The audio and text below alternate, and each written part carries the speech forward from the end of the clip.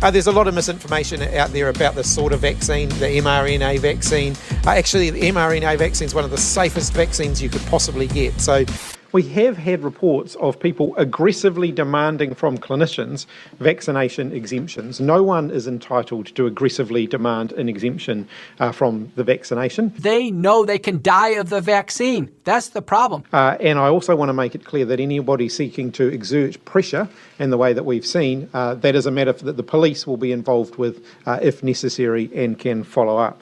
I think early next year we'll be in the phase of chasing up people who haven't come forward to get their vaccination or have missed their bookings and so on. So everyone will be able to get a vaccine between now and the end of the year. But of course, you know, and I want every New Zealander to come forward, but human behaviour suggests that there will be some people that we have to actually really go out and look for, and some of that may spill into next year. But our commitment is everyone will have the opportunity to get the vaccine by the end of the year. Everyone will, but I can't say that, you know, that we're not going to have some hesitant people or some people who just haven't come forward that we don't have to go out and find next year.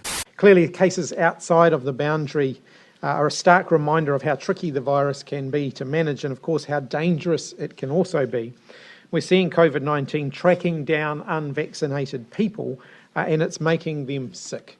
Our goal is to get the vaccine to people before COVID-19 finds them. With winter just 2 months away, the government's kicked off its flu and COVID-19 vaccination campaign. Prime Minister Chris Hipkins rolled up his sleeves in Upper Hutt today to get his shots and to encourage other Kiwis to do the same. Preparing the community for winter in style. What better way to start a Saturday? Getting your vaccinations, free sausage, listen to Elvis. Now and then, as a fool such as I. Bugger, said Hipkins. After feeling pretty unwell this morning, he tested positive, meaning he's isolating for 5 days or until he tests negative. Just quickly, the comments you made yesterday on the vaccine and the mandate, do you regret that? Sorry, which comments are you talking about? Sorry, my apologies. On Sunday, you made the comment about the vaccine mandate. Ultimately, it was not mandated. Vaccines were not mandated. Do you stand by that? There was no compulsory vaccination. That is not the word that I used. I said nobody was forced to be vaccinated. There was no compulsory vaccination. People made their own choices, quote unquote. There was no compulsory vaccination. People made their own choices. That is correct, Mike.